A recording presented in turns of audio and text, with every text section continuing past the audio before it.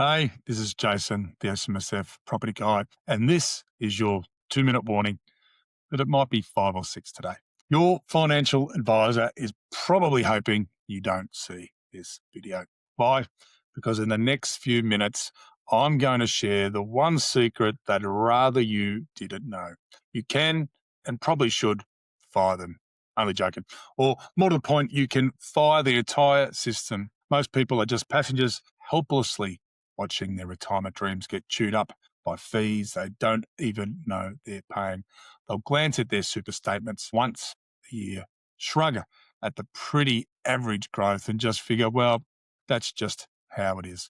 They're passengers on a bus that's heading somewhere, they're just not sure where. And the driver seems to be taking the longest, most expensive route he can find.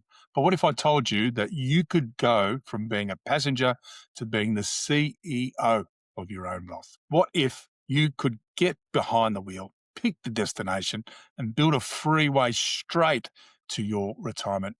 This isn't something of fantasy. For a growing number of Aussies, it's becoming their reality. And that's exactly what I'm about to show you. Let's be brutally honest about how this works for most Australians. You're working your whole life, you diligently put a chunk of your salary into a retail or a super fund. It feels like the responsible thing to do. It feels safe. But what's really going on inside that box? You're a unit holder in a massive, massive pooled fund. That means you don't own a single thing directly. You have zero control over what's bought or sold. Your money is just tossed in with millions of others, managed by a team of fund managers you'll never meet, and their goal isn't necessarily to get the best possible result for you. It's to do a good enough against a benchmark, all while charging you a whole menu of fees for that privilege. There are admin fees and investment management fees and performance fees, switching fees, and the list goes on and on. They sound small, but maybe 1% or 1.5%, but this is the silent killer of your wealth. Let's make it real. Say you have a $500,000 super balance. A tiny 1.5% annual fee doesn't sound like much, does it? Well, but that's $7,500 that's just vanished from your account this year. Now let's compound it. Over 20 years with a 7% average annual return, that 1.5% fee doesn't just cost you the 150,000 you paid directly. It costs you over 330,000 in lost growth. That's a house deposit, a decade of world travel. That is real financial security, and it just evaporated. So you are the passenger, and their fees are the slow, constant leak in the fuel tank. You're still moving, sure, but you're losing power every single kilometre. You feel powerless because you've been told this is the only way. You've been led to believe that managing your own super is too complicated, too risky, and just for the ultra rich. That is the single biggest lie in personal finance today. And that feeling of being trapped, it's by design. It keeps you quiet, it keeps you paying, and it keeps the giant financial machine ticking over. This is the moment you stop the bus, get out of your seat, and walk around to the driver's side. This is where you pivot from passenger to CEO. Now, being the CEO of your wealth doesn't mean you need to become a day trader or some kind of stock market genius. It just means taking back structural control. It means you own the whole building, not just a ticket to ride it. In Australia, the vehicle for making this happen is called a self-managed super fund, or SMSF. And SMSF is simply a private super fund that you and up to 5 other people manage yourself. Instead of your money being a drop in the ocean of some giant retail fund, it sits in its own structure where you are the person in charge. You are the trustee. You make the calls. You set the strategy, and you pick the investments. And most importantly, you're the one who benefits. This is your 2-minute warning. It's probably about 5 minutes at the moment. This is the moment you realize the entire system of being a passive, hands-off superannuation holder is completely optional. It's the moment you get that you can pull your money out of that high fee, low control environment and start using it with real precision. This isn't about being reckless, it's about being deliberate. And maybe the most powerful strategy for an SMSF trustee, the one that truly makes you the CEO, is the ability to buy direct property. I'm not talking about a tiny slice of a real estate fund, but an actionable, tangible property that you choose and you control. And that generates rent directly for your retirement. This is done through a very specific, highly regulated structure called a limited recourse borrowing arrangement, or LRBA. This is the blueprint for you to becoming the CEO. Becoming the CEO of your super isn't just a nice idea, it's a clear, actionable plan. We can break it down into a 12-week framework. This is your path from the passenger seat to the driver's seat. Phase 1 is the plan and building your headquarters. This is the most important phase. Rushing this is like building a skyscraper on a pile of sand. First, you need the right amount of capital. While there's no legal minimum to start an SMSF, most experts and regulators suggest you have a combined balance of at least 200 to 250,000 to make it cost effective. This just makes sure the fixed running costs of your fund don't cancel out all of the benefits. And next, you build a structure. This means setting up the SMSF itself, usually with what's called a corporate trustee for better asset protection, easier admin down the road. Then you curate your investment strategy. This is a written, legally required document that spells out your fund's goals and what kind of investments you'll make. It has to cover things like diversification, risk, and the personal situations of everyone in the fund. A weak or outdated strategies are a huge red flag for the Australian Tax Office, or ATO. The final piece of the planning puzzle is getting your finance pre-approved when an SMSF borrows to buy property. It has to use a limited recourse borrowing arrangement.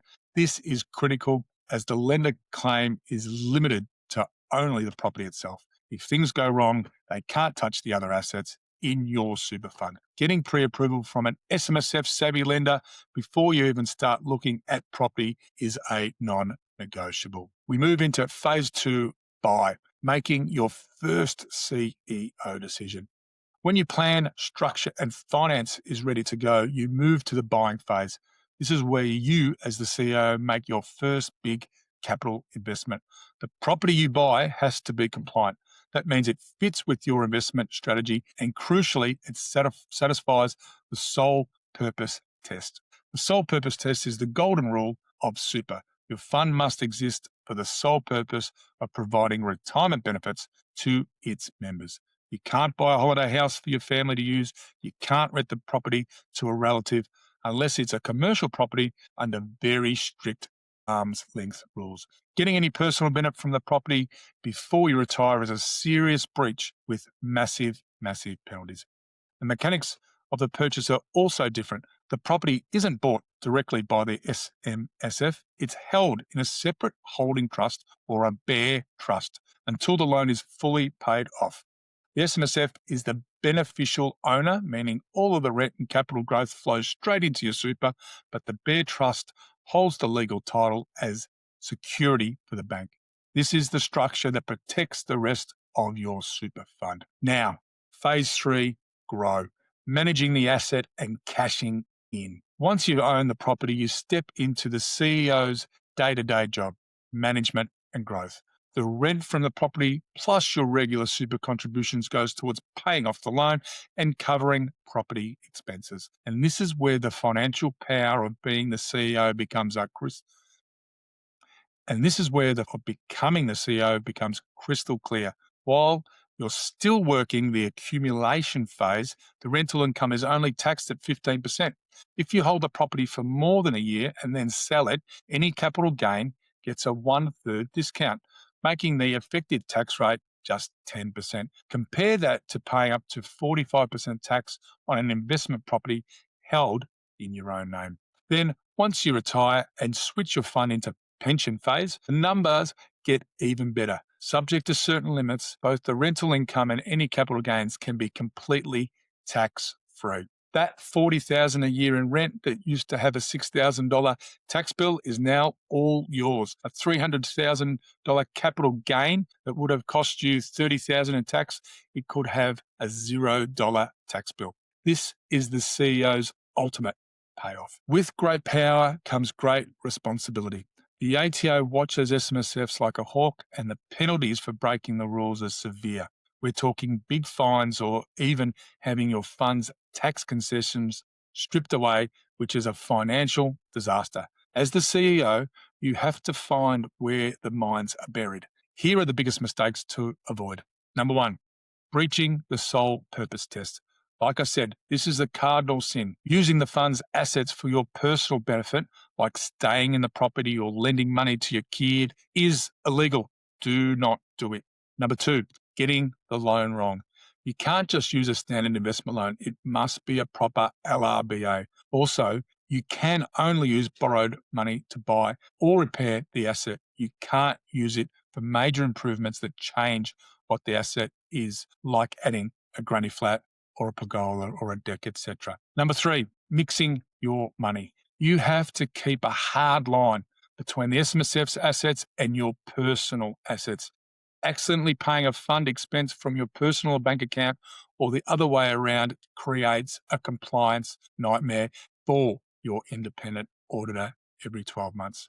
Number four, sloppy record keeping. Every decision, every transaction, every lease needs to be documented. You're running a fund and you need a proper paper trail to prove you've done everything by the book. Number five, ignoring rule changes. The goalpost move. For example, a major change is starting on the 1st of July this year, 2026, is the new Division 296 tax, which adds an extra 15% tax on earning for super balances over 3 million.